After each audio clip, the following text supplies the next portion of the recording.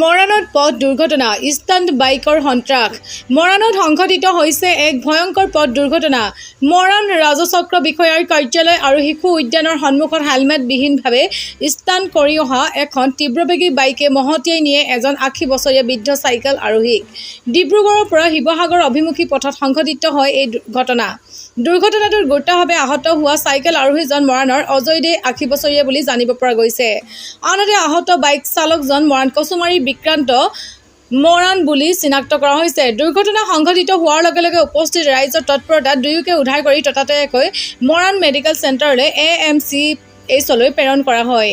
ইয়াৰে বৃদ্ধ অজয় দেৰ অৱস্থা অতি সংকটজনক বুলি জানিব পৰা গৈছে।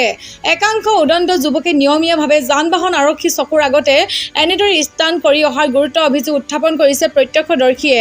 এনেধৰণৰ দায়িত্বহীন কাৰ্যকলাপৰ বাবে নিৰীহ বয়োজ্যেষ্ঠ লোকে বিনা দুখতে প্ৰাণৰ মায়াত ভুগিবলগীয়া হোৱাত তীব্ৰ প্ৰতিক্ৰিয়া প্ৰকাশ কৰিছে ৰাইজে। এনে ষ্টাণ্ট কৰা চালকৰ বিৰুদ্ধে অতি শীঘ্ৰে কঠোৰ ব্যৱস্থা গ্ৰহণ কৰিবলৈ স্থানীয় ৰাইজে দাবী জনাইছে। মৰাণৰ থানা অন্তৰ্গত মৰাণ চাৰ্কুল অফিচৰ যে আমাৰ যি মানে শিশু উদ্যানখন আছে তাৰ সন্মুখতে এই ডিব্ৰুগড় ছাইডৰ পৰা শিৱসাগৰৰ পিনে গৈ আছিলে এজন চাইকেল আৰোহী। এই চাইকেল আৰোহীজনৰ এটা বাইক দুজন উঠি আহিছিলে বিনা হেলমেটত আৰু ষ্টাণ্ট কৰি অহা। এই বাইকে তেখেতে পাৰ হ'ব যাওঁতে মানে কাষৰ ৰাস্তাত তেখেতক জোৰে খুন্দিয়াই আৰু ব্যক্তি দুজন যিজন বাইকত আছিলে তেখেতলোকে ষ্টাণ্ট কৰি আহিছিলে। গতিকে এই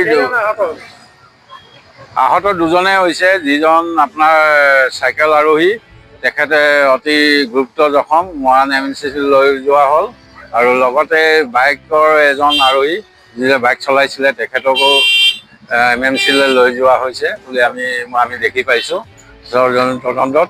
আৰু মই এইটোৱে জনাব পাইছোঁ যে অসম আৰক্ষীৰ যিটো পৰিবহণ বিভাগ ট্ৰেফিক বিভাগ তেখেতলোকৰ চকুৰ আগত এনেকৈ ষ্টাণ্ট কৰি সদায় পাৰ হৈ বুঢ়া বয়সস্থ মানুহবোৰ সদায় চাইকেল আৰোহী বা বয়সস্থ মানুহ ওপৰত মানে বিনা দুখতে তেখেতলোকে আহত হ'ব লগা হৈছে।